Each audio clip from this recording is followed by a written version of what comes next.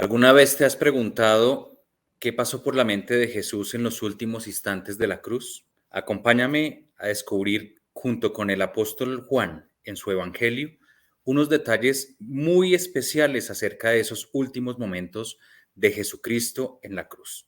Bienvenidos. Es para mí un placer nuevamente estar con ustedes.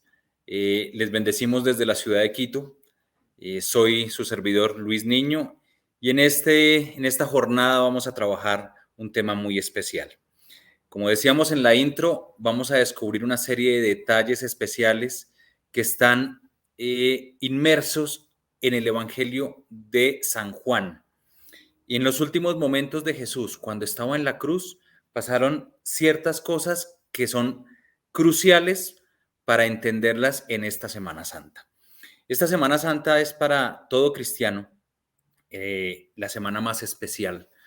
Son motivos de celebración, de agradecimiento, porque es la plataforma de nuestra fe, es la columna vertebral de nuestra creencia. Nosotros creemos que Jesucristo vino a morir por nosotros y resucitó de entre los muertos. Y esta semana se conmemora ese evento tan especial y sobrenatural. Hoy les invito entonces a que vayamos a la Biblia. Por favor, busca rápidamente lápiz, papel. En el transcurso de este video voy a dejarles un par de tareas para que tomen nota y busca la Biblia. Vamos a leer, vamos a tener una lectura especial, así que les voy a invitar a que me acompañen. Vamos a Juan capítulo 19, del versículo 28 en adelante hasta el 48. No lo vamos a leer completo en este instante, vamos a leer por secciones, de acuerdo a lo que el apóstol Juan nos va mostrando, y vamos a ir desarrollando algunos detalles. Juan capítulo 19, del versículo 28 al 37, que es nuestra parte inicial, lo vamos a analizar desde dos perspectivas. Primera, la perspectiva de la mente de Jesús. ¿Qué pasó por la mente de Jesús en los últimos instantes? Luego analizaremos desde los ojos, desde la óptica del apóstol Juan, que fue testigo allí junto a la cruz. Y por último, los asistentes que estaban allí. Entonces, acompáñenme. Vamos a entrar primeramente a la mente de Jesús. La mente de Jesús, pues no podríamos adentrarnos, es imposible poder llegar a saber exactamente qué sucedía en los pensamientos de Jesús. Pero lo que podemos concluir es que después de que Cristo resucita y se reúne con sus discípulos, tuvo conversaciones muy profundas y posiblemente el apóstol Juan le hizo preguntas específicas. Señor, ¿qué sentiste? ¿Qué pasó por tu mente cuando estabas allí? Y seguramente el Señor Jesús le respondió a su apóstol amado, a su discípulo amado, grandes detalles. Dice el versículo 28, acompáñenme en la lectura del capítulo 19, repito, Juan 19, del versículo 28 en adelante. Voy a leer en la nueva traducción viviente. Dice, Jesús sabía que su misión ya había terminado y para cumplir las escrituras dijo, tengo sed. Había allí una vasija de vino agrio, así que mojaron una esponja en el vino y la pusieron en una rama de hisopo y la acercaron a los labios de Jesús. Después de probar el vino, Jesús dijo, todo está cumplido. Entonces inclinó la cabeza y entregó su espíritu. Este es uno de los detalles más importantes de la muerte de Jesús, pero tiene que ver con una ironía. La frase que dice allí, tengo sed. Primero, este Jesús, este mismo Jesús que está allí en la cruz, es el mismo Jesús que dice, tengo sed. Es el mismo Jesús que a la mujer samaritana, unos capítulos antes le dice, el que beba del agua que yo le daré no volverá a tener sed jamás. Este mismo Jesús es el mismo que gritó en la fiesta de los tabernáculos en Juan 7, si alguno tiene sed, venga a mí y beba. Y este mismo Jesús es el que está profetizado en el libro de Apocalipsis para que sea escrito, al que tenga sed, le daré a beber gratuitamente de la fuente del agua viva. Esto es impresionante. Aquí hay una ironía importante porque este mismo Jesús que promete que no habrá sed jamás bebiendo de su agua, es el que proclama que tiene sed. y proclama que tiene sed por una razón específica y concreta. Estaba allí muriendo como un ser humano como tú o como yo, con necesidades básicas, con límites físicos, con limitantes que nos obligan a decir, tengo una necesidad. Jesús vivió una necesidad muy fuerte y mucho más fuerte que la que podamos vivir en cualquier circunstancia de nuestra vida, porque estaba viviendo allí una agonía física. Después de que lo laceraron, lo lastimaron, lo golpearon, lo desangraron, pues evidentemente tenía sed. Y la muerte de la cruz implicaba estar allí, como su nombre lo indica, crucificado, expuesto en un madero al sol del mediodía durante varias horas. Por lo tanto, él estaba completamente deshidratado. Así que hay un contraste enorme entre el Jesús que decía, vengan a mí, tomen del agua que yo les daré, a este Jesús completamente humano. Así que es un primer detalle importante porque el ser humano que estaba allí siendo sacrificado era también el mismo Dios que se estaba sacrificando por nosotros. Juan claramente dice que veamos en estas palabras tres expresiones. En la frase, en el versículo que acabamos de leer, dice inicialmente que él ya sabía que todo estaba por terminar, que todo estaba llegando a su final. Eso está en el versículo 28. En el versículo 29 dice, y para que toda escritura se cumpliera, o para que se cumplieran las escrituras, dicen algunas otras versiones. Y por último, en el versículo 30 dice, todo se ha consumado, todo se ha cumplido. Son tres expresiones interesantísimas que nos hacen develar un poco lo que estaba pasando por la mente de Jesús. Lo primero dice que él ya sabía que todo se estaba terminando. ¿Y esto qué tiene que ver? Tiene que ver como una expresión de victoria. Es como cuando uno logra algo, una meta, un objetivo, un triunfo, como cuando terminaste el colegio o la universidad, llegas a un punto en donde dice, lo logré, lo he logrado. Esto fue lo que dijo Jesús en ese momento. Dice que Jesús ya sabía que ya estaba todo terminando. Es interesante que el apóstol Juan tiene que interpretar los pensamientos y las intenciones de Jesús en su momento más agónico, a pesar de que no tuvieron una conversación en ese instante. Por lo tanto, volvemos al mismo punto inicial. Eso tuvo que haber sido una revelación del Espíritu Santo y segundo, una conversación con el Maestro, donde seguramente el apóstol Juan le diría, Señor, ¿tú qué estabas pensando en ese instante? Y el Señor tuvo que haberle dicho, yo en ese momento estaba llegando al final de mi jornada, de mi misión. Él desde el principio, desde que llegó al planeta, tenía la misión clara.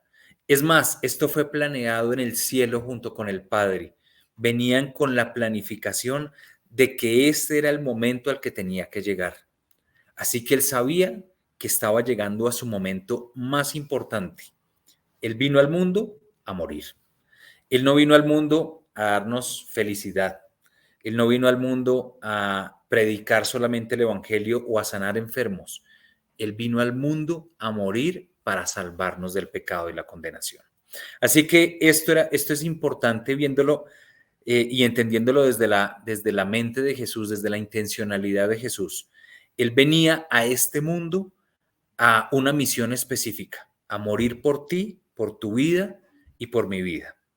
En segundo lugar, dice, para que la escritura se cumpliera, y esto es muy interesante, porque utiliza términos y expresiones sabiendo que habían muchas cosas escritas acerca de él.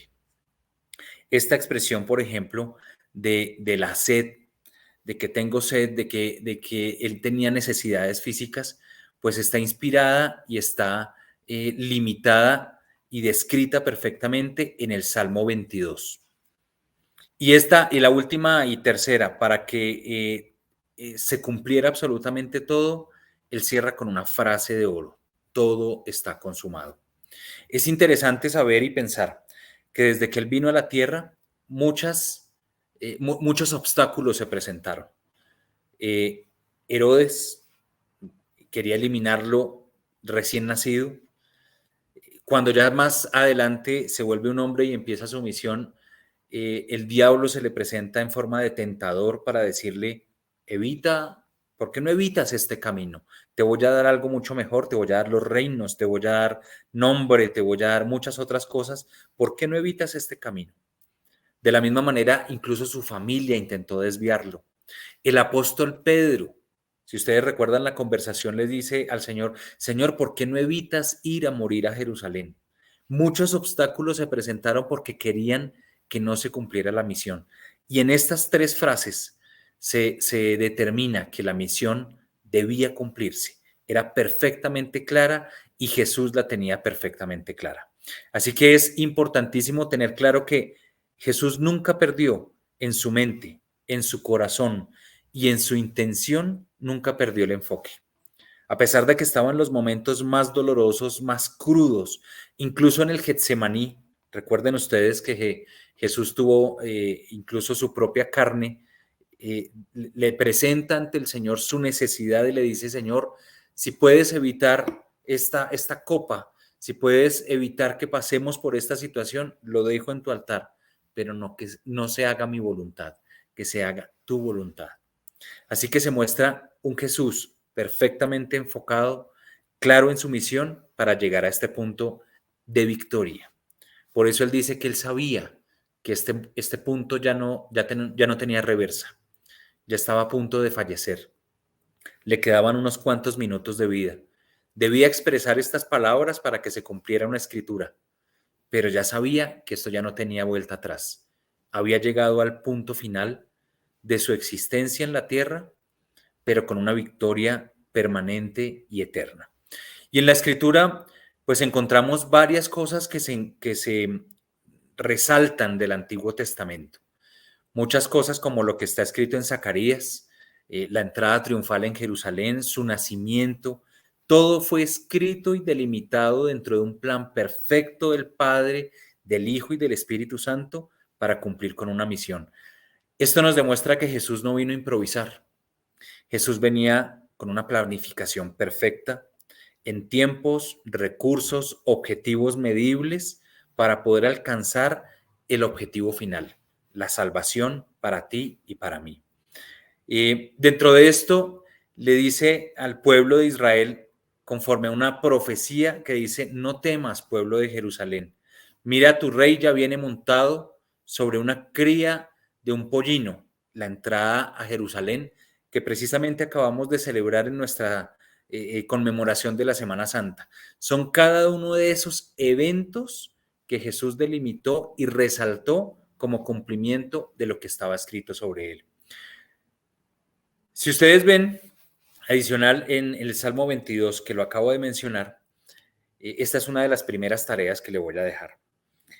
Tome nota, el Salmo 22, a pesar de que el apóstol Juan resalta que esta escritura está descrita con respecto a otro salmo, le voy a dejar el Salmo 22 para que usted lo lea, lo estudie, lo analice con base en dos partes.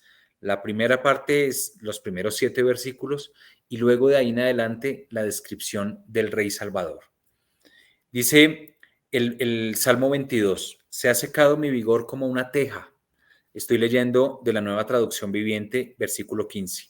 Se ha secado mi vigor como una teja, mi lengua se pega a mi paladar. Significa que tiene sed. Me has hundido en el polvo de la muerte. Esto lo escribió el salmista miles de años atrás. Cientos de años atrás estaba escrito. Y fue escrito como una canción, pero se estaba hablando del Mesías. Del Mesías, y en esta primera parte del Mesías sacrificado como cordero. Sin embargo, la segunda parte va a ser hablando del Mesías como victorioso y como salvador. Así que esta tareita que les estoy dejando es para que lo analicen desde el versículo 1 en adelante y luego desde el versículo 22 en adelante, mostrando a Jesús como Salvador y su plan de salvación. El Salmo 22 es lo que se denomina un salmo mesiánico.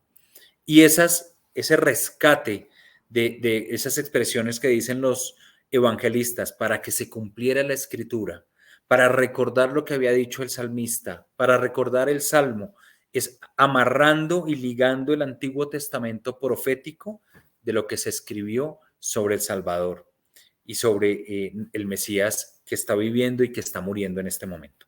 El Salmo 22, 1 dice, Dios mío, ¿por qué me has abandonado? Es otra de esas frases que Jesús utilizó en la cruz. Y de igual manera, recordando lo que sucedió con sus ropas, el Salmo 22, 18 dice, los soldados echaron suertes, utilizaron dados y jugaron a la suerte para dividirse la ropa de Jesús. Esto está descrito en Juan 19, versículos 23 y 24. Sin embargo, a partir de la segunda parte del Salmo 22, vemos la contraparte del Mesías sacrificado, y es el Mesías Salvador. Expresa la adoración a Dios por la salvación.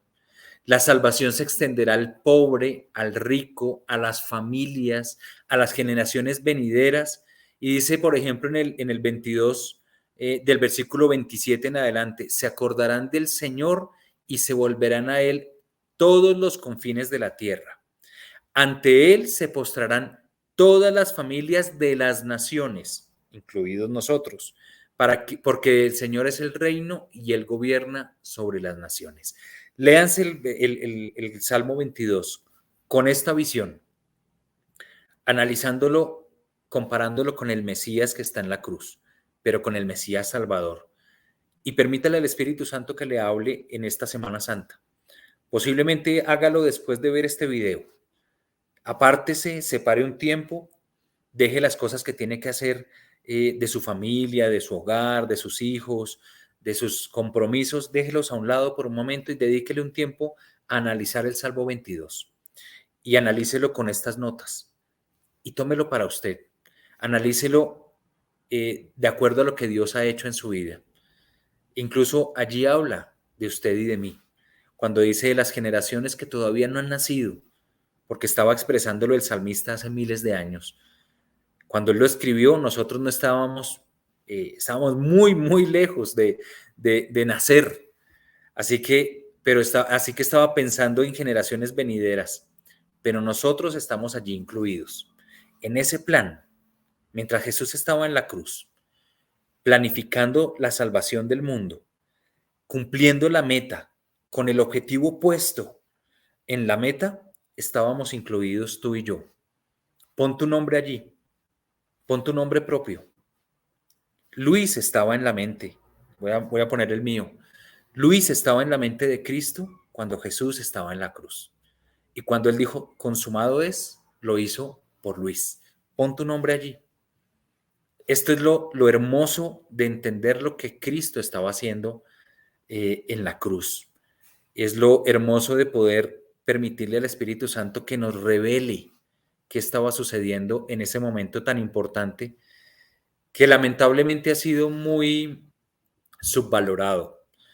Lo hemos visto en películas, nos lo han repetido en la tradición, lo hemos visto en las imágenes, a Cristo allí en la cruz, pero cuántos detalles obviamos y pasamos rápidamente sin entender la profundidad de lo que Cristo estaba haciendo.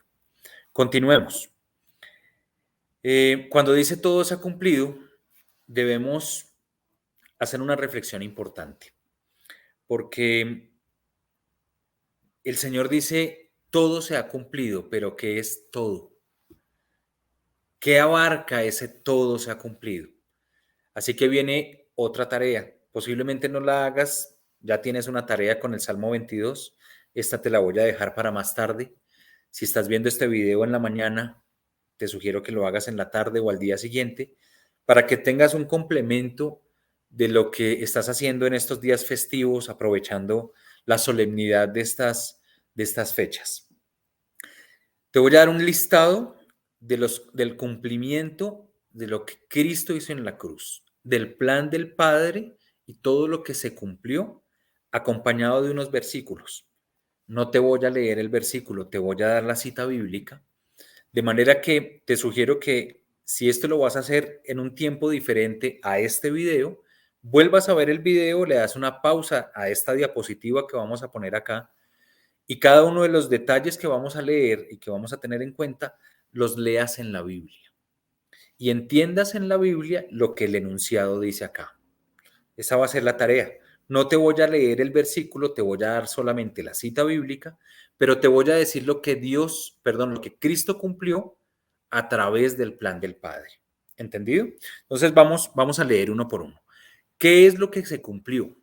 Número uno, se cumplió que era el plan de Dios lidiar con toda la culpa del ser humano y del pecado para que la justicia de Dios fuera vindicada. Esto lo vamos a encontrar en Isaías 53:26 y en Primera de Pedro 2:24. Segundo punto, vamos a ver que se cumplió el plan de Dios para derrotar a todos los poderes del mal y a todas las fuerzas demoníacas que quieren destruirte, que quieren destruir a la humanidad, que invaden y aplastan la vida humana. ¿Dónde vas a encontrar esto? En Colosenses 2:15. En tercer lugar, era el plan de Dios destruir a la muerte, el gran invasor y el gran enemigo de la vida humana en el mundo que Dios había creado en perfección. ¿Esto dónde lo encuentras? La segunda carta a Timoteo, capítulo 1, versículo 10. En cuarto lugar, en el plan de Dios estaba eliminar toda barrera, toda separación entre judíos y gentiles. Y en última instancia, eliminar todas las formas de enemistad y odio entre los seres humanos. Aquí estaba Jesús reivindicando a todas las naciones como una sola. Nosotros somos los que ponemos los límites y las fronteras. Nosotros somos los que creamos las religiones. Nosotros somos los que creamos las creencias. Delante de Dios hay una sola creación que Dios quiere unir en torno a la salvación. Todo aquel que quiera aceptar a Cristo como su Señor y Salvador, independiente de la nación donde venga, del color de piel, de su altura, de si es hombre, mujer, niño, no importa, todos somos iguales delante del Señor. Y por último, era el plan de Dios sanar y reconciliar a toda su creación. Era una gran misión cósmica desde la creación del universo. Después de que el ser humano había pecado, volver a sanar esa creación y dejarla en perfección.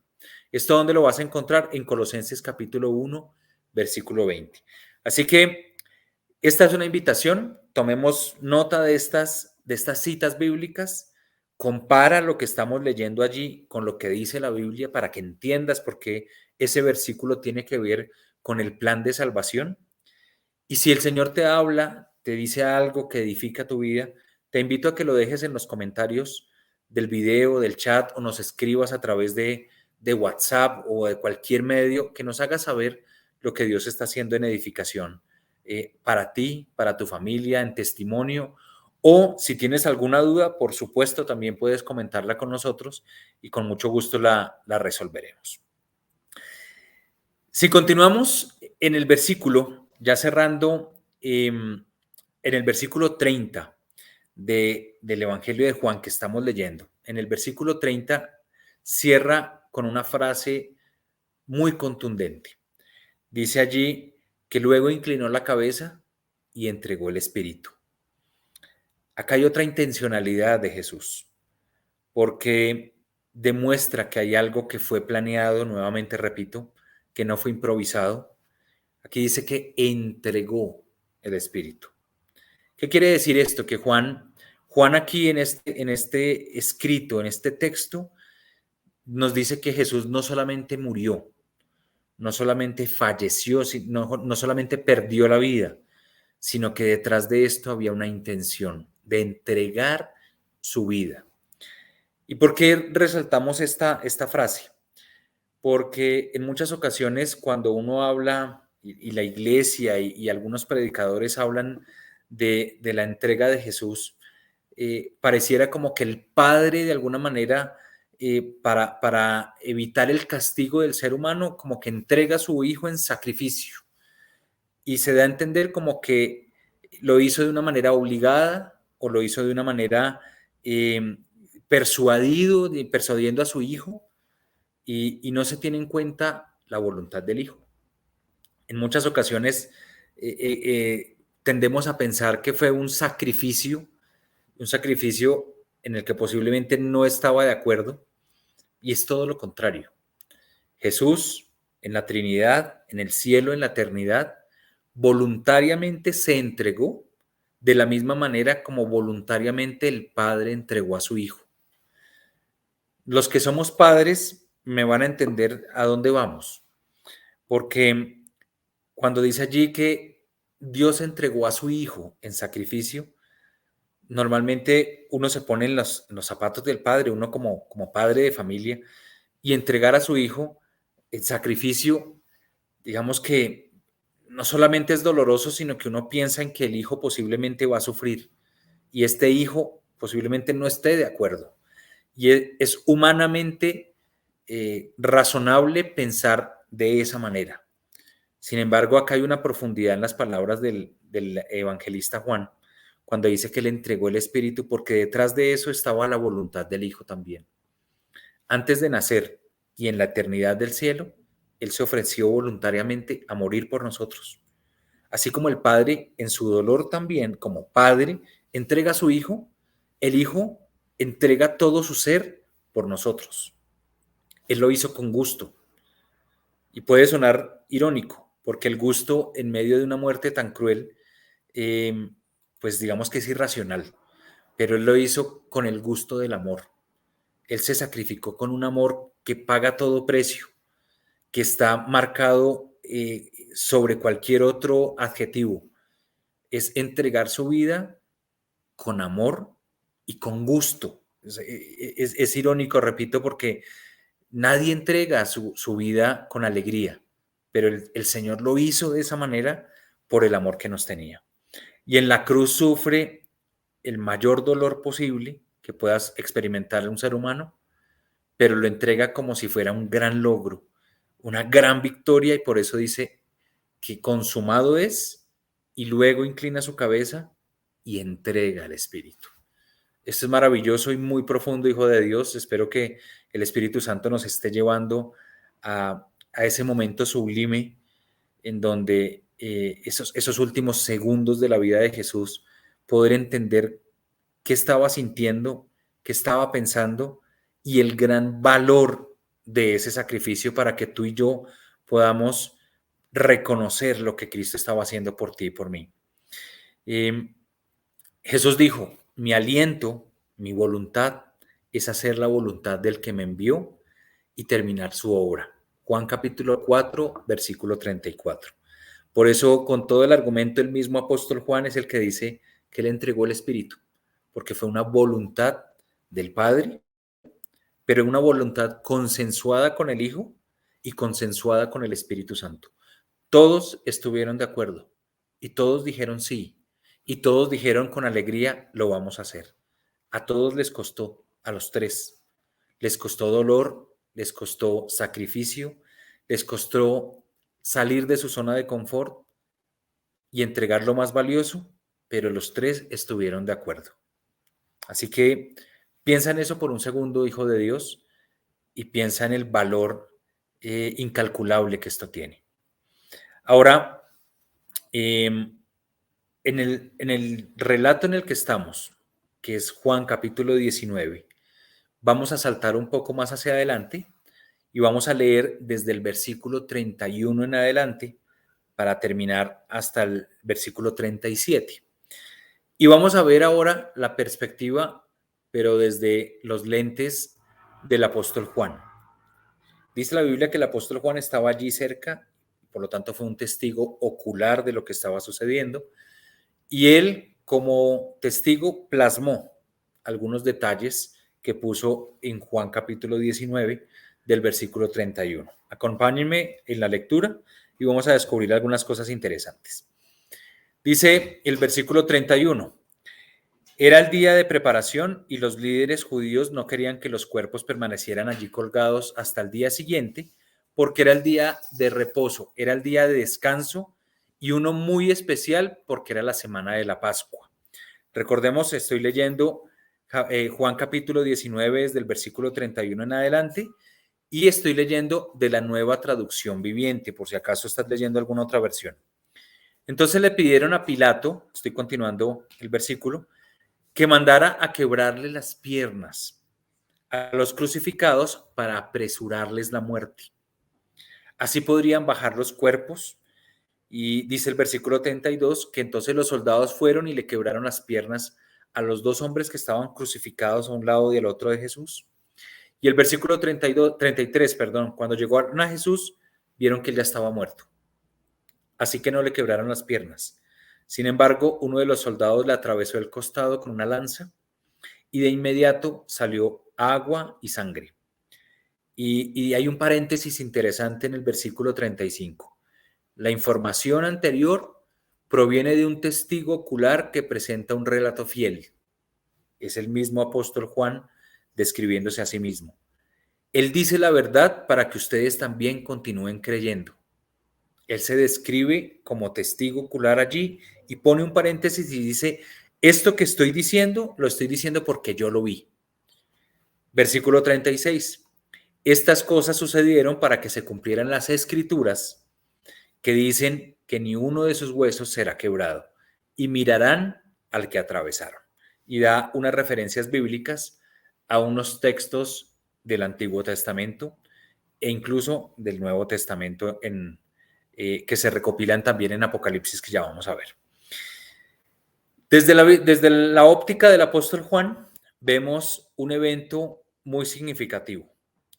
Primero, nuevamente vamos a la ironía, así como vimos la primera parte, algunos contrastes irónicos de lo que está describiendo allí el apóstol Juan.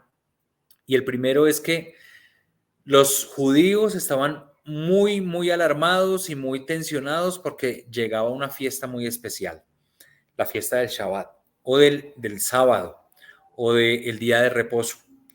Y adicional, era un día de reposo muy especial porque empezaba la fiesta de los panes sin levadura y caía también en sábado del séptimo día de la semana. Así que era un día de gran conmemoración. Y ellos estaban muy preocupados porque no podían dejar un cuerpo muerto allí expuesto. Sin embargo, les preocupaba más el Shabbat y no entendieron nunca que el rey del Shabbat, que el Señor del día de reposo, estaba muriendo por ellos y por nosotros, por toda la humanidad.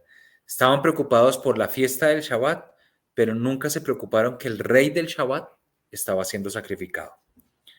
A estos líderes les preocupaba no contaminar o profanar la tierra con un cuerpo muerto o con la sangre, pero también estaban omitiendo que esta sangre se estaba derramando y la estaba derramando el mismo Creador para redimir los pecados de todo el mundo. Y esta es una ironía bastante fuerte. A estos mismos líderes les preocupaba la maldición de tener un cuerpo colgado en un madero o en un árbol, pero Jesús moría como maldición para levantar la maldición de la tierra y de todos nosotros por la eternidad. Es una ironía bastante fuerte también, ¿no les parece? Y tal vez estos hombres, estos religiosos, pues estaban en apuro para preparar la Pascua y sacrificar a los corderos y no se ocuparon de que el gran cordero, el cordero inmolado, el cordero puro, estaba sacrificando y derramando su sangre en la cruz para perdonar los pecados y para con su sangre sellar, así como sucedió en la Pascua, una marca especial para que el ángel de la muerte no pasara por ellos. Son ironías y unos contrastes bastante fuertes que sucedieron en cuestión de minutos. Nadie se percató de esto. Ahora lo podemos ver porque el Espíritu Santo nos revela estos detalles. Pero en el corazón del hombre, nosotros que tenemos este corazón perverso, siempre tendemos a omitir estos detalles, a preocuparnos por lo que tenemos que hacer, a preocuparnos por el día a día. Estos judíos estaban preocupados por su religión, por cumplir supuestamente lo que Dios les mandaba, y lo digo entre comillas, porque es cierto, estaba escrito en la ley, estaba escrito en los documentos más sagrados, estaba escrito que debían cumplir con estos rituales, y ellos lo estaban cumpliendo para agradar a Dios. Pero por ese agradar a Dios nos ocupamos del hacer y no del ser. Entonces, hacemos muchas cosas, nos preocupamos por muchas cosas, nos preocupamos por, más bien, nos ocupamos de algunas cosas sin tener en cuenta el espíritu de lo que tiene que hacerse. Jesús estaba muriendo por el Shabbat. Jesús estaba muriendo como Cordero de la Pascua. Jesús estaba muriendo como maldición, mientras los judíos estaban preocupándose por la letra. Jesús estaba muriendo y derramando su sangre por ellos también, mientras ellos estaban preocupando estrictamente por cumplir lo que dice la Escritura. Así que nos deja una gran reflexión de que nosotros podemos hacer muchas cosas o creer que hacemos muchas cosas para agradar a Dios. Y estamos entrando en una vida religiosa sin ocuparnos de lo esencial, de lo más importante, y es lo que Cristo está haciendo en nuestro corazón, de que Cristo está sentado en el trono de nuestra vida si es que le rendimos nuestro corazón a Él, si es que Él realmente ocupa el reino y el trono. ¿Y por qué no? A veces nos preocupamos más del hacer cosas y no de rendirle absolutamente el control de nuestra vida. Y creemos que con hacer cosas estamos agradando, cuando Dios solamente nos pide que rindamos el corazón. Para que se cumpliera otra escritura, dice el apóstol Juan, y narra un suceso un poco cruel desde la escritura y desde la escena, porque dice que para que aceleraran el proceso de muerte y poder bajar los cuerpos, le quebraban los huesos y sobre todo los de las piernas para que se descolgara el cuerpo y la agonía fuera mucho más rápida y esta persona que estaba allí muriera rápidamente. Es una escena un poco cruda, pero es la realidad, es lo que estaba pasando en ese momento y lo que le pasó a miles de personas que murieron crucificadas al igual que Jesús. Le quebraban las piernas, moría más rápido, los descolgaban y, digamos, culminaba el proceso de muerte y de castigo. Sin embargo, dice la palabra de Dios que esto era para cumplir una escritura. La escritura dice en Éxodo capítulo 12, versículo 46, que no se le podía quebrar ningún hueso al cordero pascual. Al cordero que iba a ser sacrificado no podía tener ningún hueso quebrado ni ninguna fractura. Así que cuando llegan a Jesús, el soldado va a romper sus piernas, se da cuenta que Jesús pues no necesita evento adicional, sino que ya está muerto. Y él lo que hace es comprobar que está muerto y utiliza una lanza que traspasa en su costado y de allí dice la palabra de Dios que sale agua y sale sangre. El cordero pascual debía ser completamente limpio, puro y completo. Así que el apóstol Juan se esfuerza un poco más para dar este pequeño detalle y decir, este realmente es el cordero. No hay ninguna duda de que era el cordero para que se cumpliera la escritura. Muchas otras personas sufrieron lo contrario, tuvieron que quebrarle las piernas, sufrieron otro tipo de daños en su cuerpo, pero en él se cumplió la escritura de que ningún hueso sería quebrado. Y Juan el Bautista también lo señaló. ¿Se acuerdan ustedes en Juan capítulo 1, versículo 29 y versículo 36? Juan el Bautista cuando lo vio, ¿cómo lo llamó? El Cordero. Y le dijo, he aquí el Cordero, y este Cordero es el que quita el pecado del mundo. Quita el pecado de toda la humanidad. Acuérdense que el mismo Juan el Bautista se lo dice a sus discípulos para que incluso envía a sus discípulos para que vayan y lo sigan a él, porque él se denomina que ya no es digno incluso de desatarle el calzado. Es el verdadero Cordero Pascual. Este detalle, digamos que desde la vista de Juan, nos muestra la revelación de que Cristo estaba cumpliendo la escritura del Antiguo Testamento, de la ley, cumpliendo absolutamente todos los requisitos que tenía que cumplir el cordero que debía ser sacrificado por los pecados del pueblo. En la antigüedad lo hacía un pequeño cordero entregado por el sumo sacerdote en el altar como sacrificio por los pecados de todo el pueblo de Israel. En este caso era el gran cordero pascual sacrificado a la misma hora en que se sacrificaban los corderitos, mientras en Jerusalén se estaba sacrificando, a las afueras de Jerusalén se estaba sacrificando a Jesús como el cordero pascual, y en esta ocasión él mismo como sacerdote se estaba ofreciendo a sí mismo por los pecados, pero de toda la humanidad. Solamente se requiere acercarnos a él para ser partícipes de ese perdón de los pecados. Y en esta misma línea aparece entonces el tema del suceso en donde el soldado traspasa con su lanza, de allí sale agua y sale sangre. Algunos dicen allí que este simbolismo tiene que ver con la limpieza del agua, de la purificación de los pecados, y evidentemente el derramamiento de la sangre que tenía que ser la paga del pecado. Tenía que derramarse la sangre. Antiguamente se hacía con el cordero, el animal, el ser vivo. En este caso era Jesús.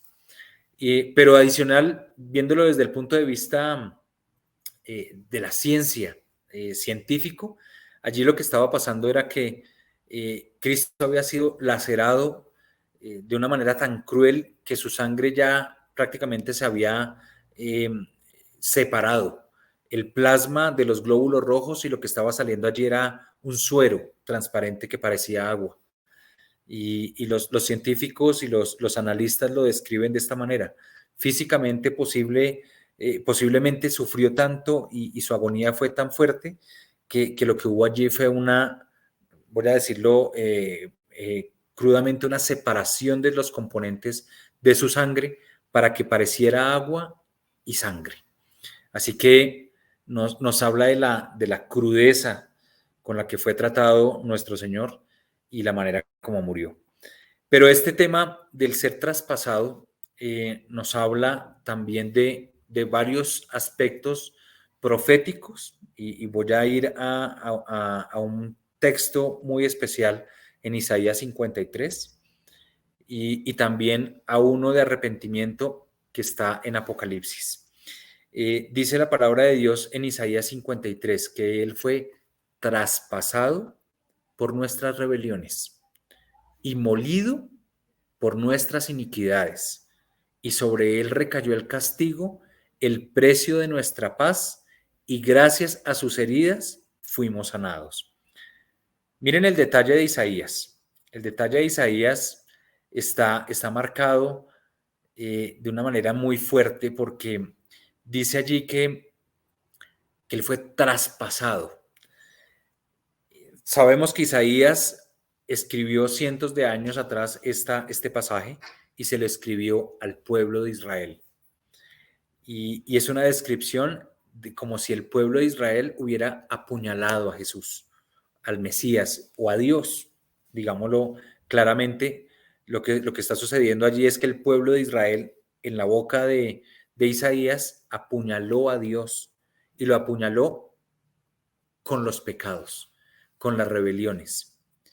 Si eso lo traemos hoy al lenguaje actual, nosotros decimos exactamente lo mismo, pero con Jesús. Esa lanza representó físicamente lo que el pecado hace en el espíritu. Traspasa, hiere, apuñala. Y por eso dice allí que Él fue traspasado por nuestros pecados, por nuestras iniquidades y rebeliones. Pero dice que fue molido. Ustedes, por favor, piensen por un instante. Un molino. El molino de la antigüedad era una gran piedra que pasaba y aplastaba las vides, puede ser la uva o puede ser las aceitunas para sacar el aceite. Entonces, el molino de la antigüedad aplastaba. El molino de hoy en día es el que tritura. En cualquiera de los dos casos es suficientemente claro, muy figurativo y muy cruel decir que Él fue molido por nuestros pecados. Él fue molido y triturado, su carne fue triturada por lo que tú y yo hemos cometido como pecado. Y sobre él recayó el castigo, él siendo puro, él siendo limpio, que es un precio para que hoy tengamos nuestra paz. Y gracias a esas heridas, a esa lanza que atravesó, a cada uno de los latigazos que recibió, a la corona de espinas y a toda la agonía de estar colgado en una cruz donde sus órganos se comprimieron, no pudo respirar, tenía sed. Gracias a esas heridas es que hoy podemos decir que fuimos sanados. Sanados en nuestro espíritu, sanados en nuestra alma y por supuesto la sanidad física de nuestras enfermedades y dolencias. Así que no es un detalle menor lo que está describiendo el apóstol Juan con este evento que a veces omitimos y lo vemos como anecdótico, de que ay, salió agua y sangre, un hecho milagroso y lo hemos visto en la tradición que se menciona, pero no se profundiza en lo que significa. Y realmente aquí vemos que hay una situación bastante, mucho más compleja. Y en Apocalipsis capítulo 1, versículo 7 dice, he aquí vienen las nubes. Es la esperanza que nosotros tenemos. Es por lo cual nos levantamos a diario anhelando que venga por segunda vez. Y dice que vienen las nubes y todo ojo le verá. Y los que le traspasaron y los de todos los linajes de la tierra haremos lamentación por él. Sí, amén, dice Apocalipsis capítulo 1, versículo 7. Los que le traspasaron, los que miramos y lloramos, los que lloramos por el dolor de Cristo, pero también los que lloramos por el pecado que hemos cometido contra Él, lo veremos. Lo veremos en la segunda, en la resurrección, lo veremos en el cielo, ya sea que lo veamos venir en el momento en que estemos vivos o cuando lleguemos a su presencia, lo vamos a ver. Para nosotros será un motivo de esperanza, pero también debe ser un motivo de compromiso, para que todos los que no tienen esa esperanza, pues la tengan y la compartan con nosotros. Porque ¿qué va a pasar? Si solamente nos quedamos con esa esperanza para nosotros mismos, la persona con la que dormimos al lado, nuestros padres, nuestros hermanos, nuestro compañero de trabajo, cuando lo vea, no se va a alegrar, se va a lamentar y va a decir, ¿por qué no acepté a Jesús? Y ahora va a vivir, de ahí en adelante va a vivir una vida de una eternidad en las tinieblas. Así que será un día o de esperanza o de lamentación. Todos lo traspasamos, todos. Ninguno de nosotros se salvó de esa situación. Todos le traspasamos porque todos pecamos contra Él. Así que Él fue atravesado por todos nosotros. Pero unos tendremos la esperanza de decir, Él viene por mí. Otros se van a lamentar y van a llorar y van a decir, ¿por qué no creí? Así que, hijo de Dios, también es una reflexión importante y un llamado al compromiso que tenemos como hijos de Dios en esta generación. Dice la palabra de Dios entonces que por el pecado y por tus pecados y por mis pecados, Él fue molido y Él fue traspasado. Es un motivo de agradecimiento absoluto, donde cada día debemos preocuparnos por agradarle a Él, por amor a Él y por agradecimiento a lo que Él hizo en la cruz. Y Juan al final dice, míralo, yo soy testigo, míralo, lloremos. De alguna manera Él nos invita también a compungirnos por este gran sacrificio, pero debe ser un llanto de arrepentimiento, debe ser un llanto de decir, Señor, lo estás haciendo por mí, tú lo estás haciendo por mí. Si tu llanto es de arrepentimiento y estás viendo este video por primera vez, dile a Jesús, a ese Jesús que estás viendo en la cruz, dile, Señor Jesús, ahora yo quiero que te sientes en el trono de mi corazón, que seas mi Señor y mi Salvador, y te entrego mi vida porque quiero nacer de nuevo. Y empieza a caminar con Jesús. Y si tú ya recibiste a Jesús en tu corazón y lo tienes como tu Señor y Salvador, este llanto también debe ser de arrepentimiento para vivir una vida cada día mejor, cada día más agradable, cada día más más limpia delante del Señor, buscando la perfección en el espíritu, en el alma y en el cuerpo, permitiéndole al Espíritu Santo que haga de nosotros una mejor persona cada día. Así que, hijo de Dios, este es el motivo más importante que nos convoca esta Semana Santa, que nos convoca esta celebración. Es una fiesta, evidentemente también es un duelo. Estamos viendo el gran sacrificio que hizo Jesús, pero es un agradecimiento también y un motivo de esperanza, porque pudimos haber sido nosotros, pero lo hizo Él. Así que un agradecimiento eterno que nos debe recordar día por día lo que Él hizo en nuestro corazón. Y la gran reflexión es entender que Él no se bajó de esa cruz, pudiendo hacerlo. Incluso recordemos, si leemos los versículos siguientes de José de Arimatea y Simón, que fueron personas que hicieron con agradecimiento algunos actos de amor, como llevarlo a la tumba, cuidarlo ya después de fallecido. Es un llamado a nosotros en agradecimiento, vivir una vida especial con nuestro prójimo, con nuestro ser amado, con nuestra familia, con nuestros hijos, con nuestro más cercano, con nuestro próximo, para mostrar el amor de Dios. La única o la mejor manera de demostrar el agradecimiento que tenemos con Cristo es demostrando el amor que Él manifestó en nosotros para dárselo a otros, a los que lo necesitan, a los que están en tinieblas y en oscuridad. Por eso la reflexión del apóstol Juan es, él se pone como testigo, yo lo vi y yo lo pongo y lo atestiguo para que otros crean, y pone de manifiesto que incluso otras personas hicieron actos de amor, y es la reflexión que nos invita el día de hoy. Así que voy a dejarles 5 preguntas para que reflexionemos, ojalá en familia. Si ustedes lo están viendo en familia este video, pues pregúntense uno al otro, miren perspectivas, analicen las respuestas de cada uno, compleméntense el uno al otro, y puede ser un momento muy enriquecedor en familia para permitirle al Espíritu Santo que nos edifique unos a otros. Les voy a dejar 6 preguntitas fácilmente relacionadas para que, de acuerdo a esto que aprendimos, pues conversemos unos con otros. Primera pregunta: ¿por qué las expresiones todo había terminado o todo se había culminado, o para que se cumpla la escritura o todo se ha cumplido, nos deja claro un claro reflejo del carácter y la intención de Jesús? Es una pregunta muy fácil.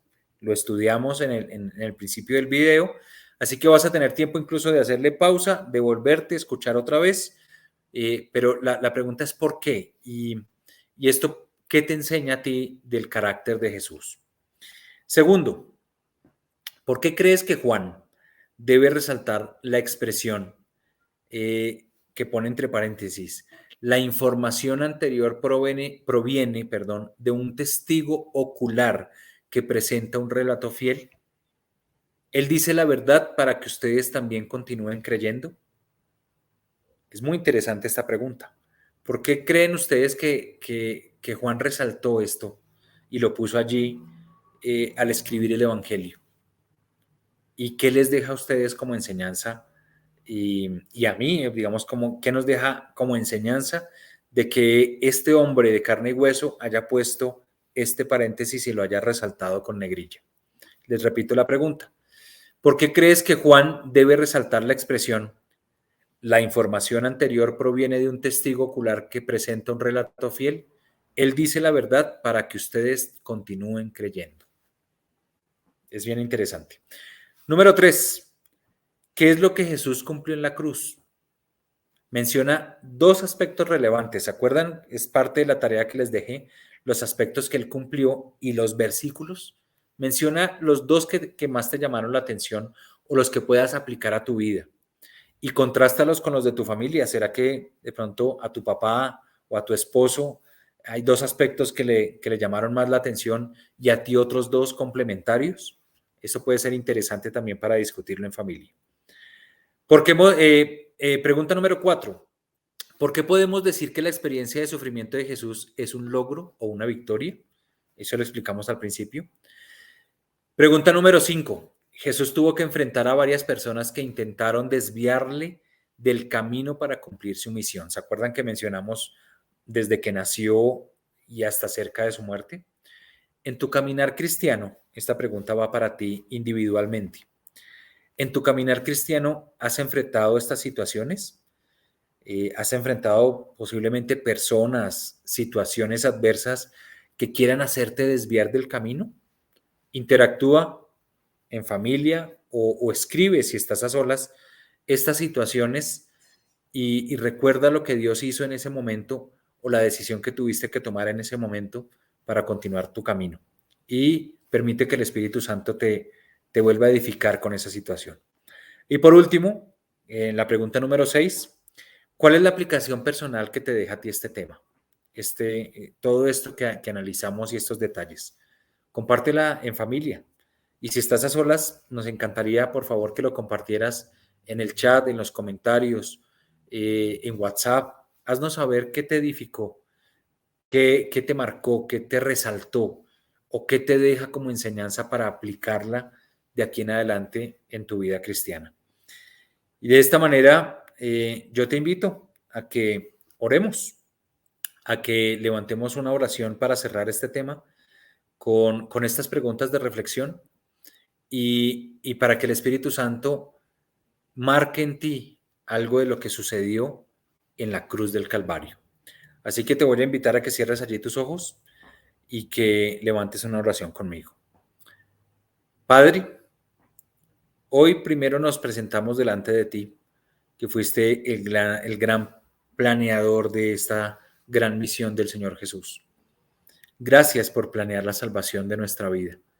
Gracias porque en tu mente planificaste desde el inicio y desde la creación del universo, nos llevas a entender lo que hiciste y lo que en tu mente diseñaste para pagar un alto precio. Ahora nos dirigimos a ti, Señor Jesús. Señor Jesús, tú también te sentaste allí en el trono de la Trinidad y aceptaste voluntariamente este sacrificio y este plan. Gracias, Señor Jesús. Gracias porque este gran sacrificio, estoy seguro que yo no lo hubiera podido pagar. Muy seguro.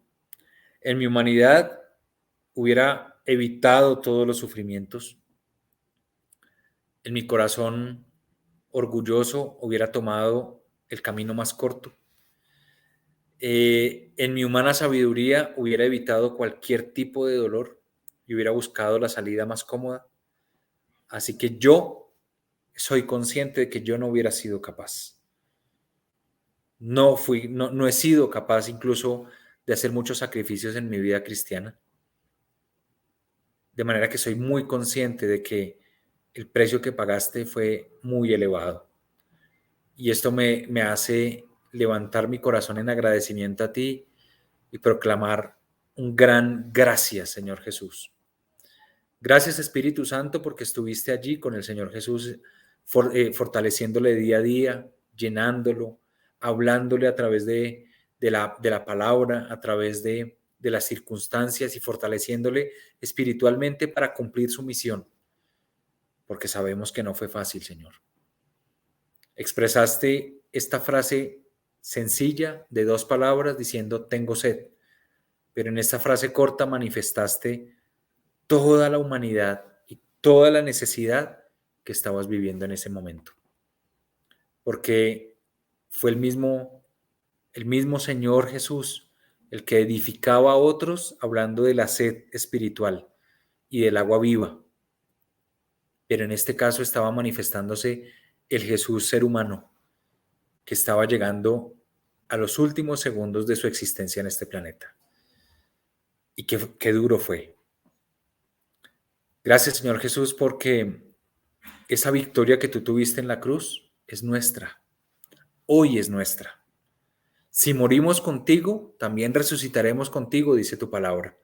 Así que aceptamos el gran sacrificio que hiciste por nosotros en la cruz. Nos identificamos contigo porque sabemos que nuestro pecado te traspasó, nuestro pecado te molió, nuestro pecado te lastimó, Señor. Y reconocemos que ese pecado debía llevarnos a la cruz a nosotros. Así que reconocemos el gran sacrificio que hiciste, pero también nos llena de esperanza, Señor, que gracias a eso hoy podemos acercarnos en esta oración y con nuestro corazón limpio, como personas justificadas, limpias, perdonadas, delante de ti, delante del Padre, con manos limpias, para poder levantar un corazón limpio delante de ti y decirte, te amamos, Señor Jesús. Gracias a ese sacrificio, hoy podemos presentarnos delante del trono para recibir la gracia y el oportuno socorro. Gracias a ese sacrificio, tú estás sentado a la diestra del Dios Padre como intercesor y sumo sacerdote por nuestra causa. Gracias a ese sacrificio, Señor, hoy tenemos la esperanza de la vida eterna, de que ni la muerte, ni la vida, ni ángeles, ni principados, ni potestades, ni nada creado en los cielos, ni debajo del cielo, nada en la eternidad nos podrá separar del amor del Padre que es en Cristo Jesús. Así que gracias, Señor. Esto sencillamente es un agradecimiento absoluto con nuestro corazón enorme, diciéndote, Señor, no tenemos cómo pagarte lo que hiciste por nosotros. Solamente rendirte nuestra vida y decirte que sigas gobernando y que sigas sentándote en el trono de nuestra vida para poderte agradar y vivir una vida especial para ti. Gracias, Señor, por este tema. Gracias por todo lo que nos enseñas. Gracias por la vida del apóstol Juan que estuvo allí presente y pudo plasmar estas palabras para transmitirlas a nosotros. Gracias por las revelaciones que le diste, Espíritu Santo, para que con estas palabras hoy nos puedas edificar a nosotros. Y gracias, Señor, porque hoy podemos cantar con alegría y decirte, Señor, que en algún día te vamos a ver. Algún día vamos a estar contigo y celebraremos juntos, celebrándote como el gran Cordero de Dios, el Cordero que quita el pecado del mundo. Porque el gran Cordero fue el que nos salvó. Y cantaremos el cántico que está en Apocalipsis. Y al gran Cordero levantaremos las manos y nos arrodillaremos delante de él para exaltarlo como lo más hermoso y lo más lindo que hay, como el grande que se sacrificó por nosotros. Señor, muchas gracias. Te entregamos este tiempo y te pedimos que sigas edificando nuestra vida en estos días de Semana Santa y a través del tiempo, Señor, para aquellas personas que se conectarán después, que sigas edificando su vida, sus familias, sus corazones y sigas bendiciendo a cada miembro de esta hermosa familia de Maná y del cuerpo de Cristo. Gracias, Señor. Te hemos orado en el nombre de Jesús. Amén y amén.